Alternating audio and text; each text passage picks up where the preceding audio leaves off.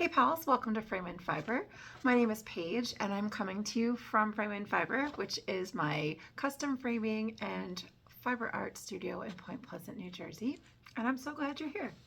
In this video, I'd like to show you a very special project that I just finished. It's super special to me. And I'd like to share some of my thoughts on flower preservation. So, all right, let me start by telling you that I love gardening. Nothing makes me happier than walking through the paths in my garden in the morning with my coffee with dirt under my fingernails. Like, nothing makes me happier. Most of my garden is food, and I preserve most of what I grow to eat during the darkest months of the year. Everything is saved. It's either frozen, canned, fermented, dried.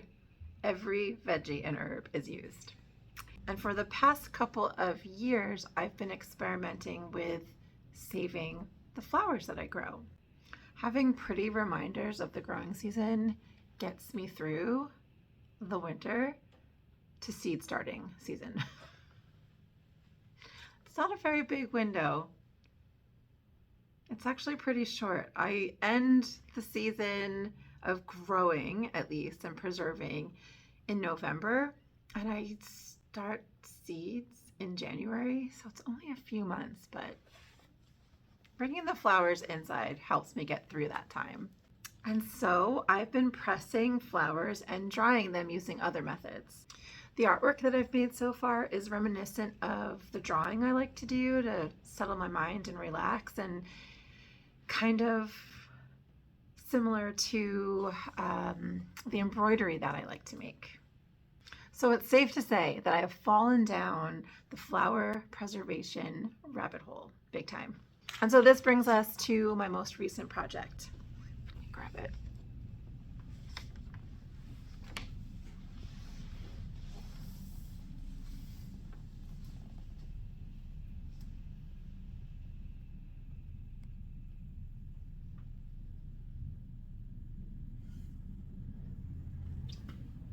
These flowers are from a bouquet that my brother sent me for my 50th birthday back in January.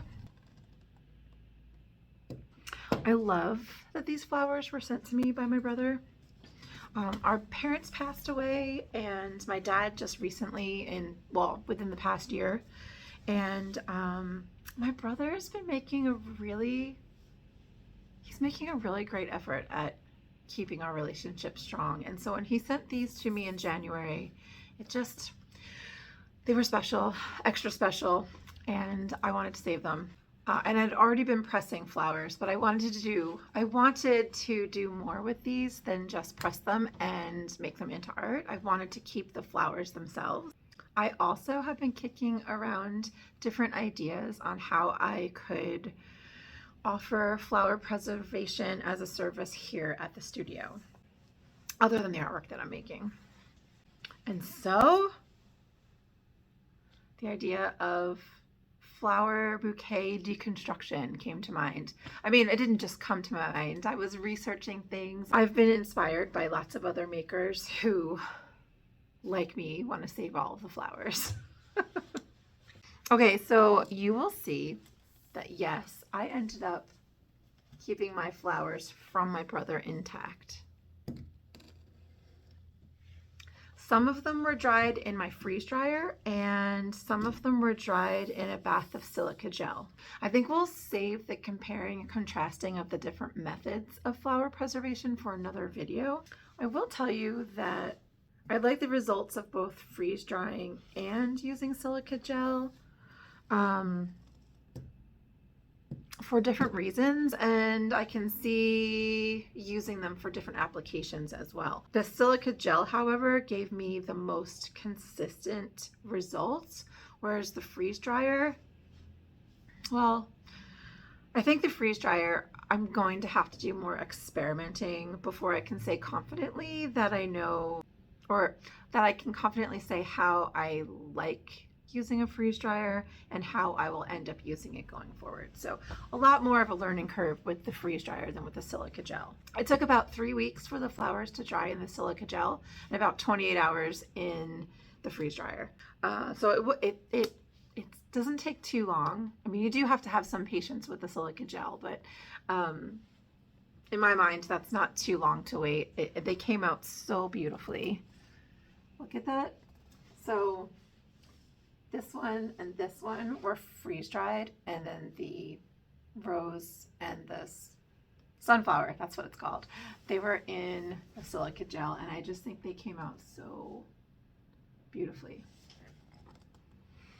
Okay, so let's look at the mounting and the framing. I originally thought that I would mount the flowers using glue, but I nixed that because I don't use glue normally, so I wasn't too sure how permanent the glue would be, and I didn't want the flowers to fall off of their mount in the box once it was finished. And I don't use glue in any of my custom framing applications for my customers, and so I decided to stick with what I know, and I sewed the flowers to the backboard.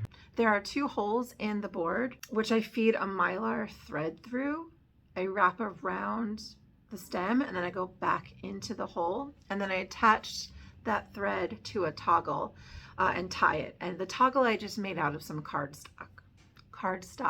The sewn mounts are secure and permanent, and I like the result. You really can't see the holes. You definitely can't see the mylar. It's very clean and very strong. They're not going to fall. I did use a piece of masking tape. Let me see if I can pick this up again.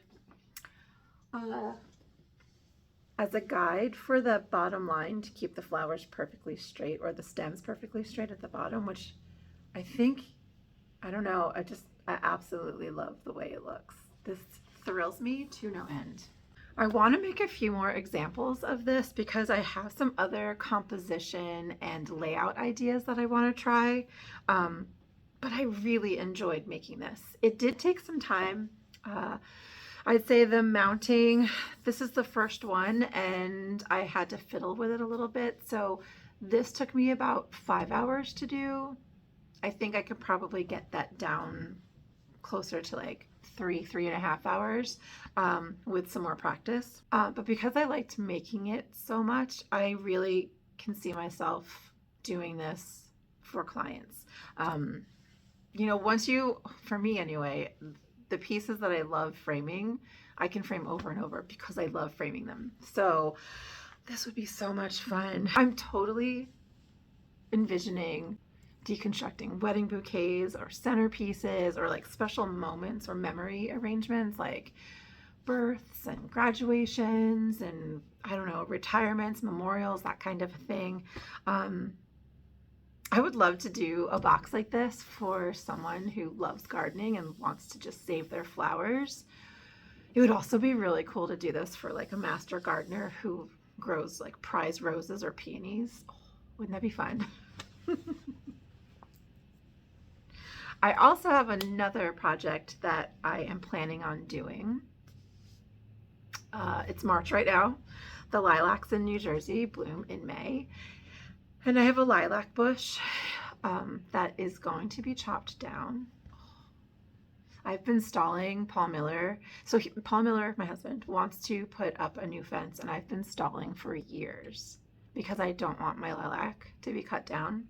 This lilac bush is special to me because it came from a friend who passed away years ago. She was a great lady who is one of my inspirations for what I do in my everyday, and oh my gosh, Kiki's lilac, that's what I call it. So I really want to press back to the fence. Paul Miller is, I think he's serious this year. I think it's going this year. So I will save some of the baby shoots to grow lilacs in other areas of the yard, but it won't be Kiki's bush. It'll be babies from Kiki's bush. And you guys know lilacs take forever to grow, so I won't see flowers for a very long time. So I want to take the blooms from the bush this year and preserve them and make something special out of it. So excited. So that's my deconstructed bouquet project. I hope you like it. I'm so thrilled with it. I'm in love. Let me know what you think. Let me know if you have any tips you can share, if you've ever practiced or played around with flower preservation.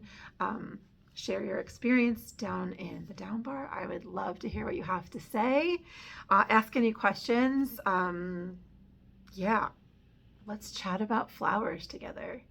So, all right, pals, be well, and I'll see you in the next video. Bye.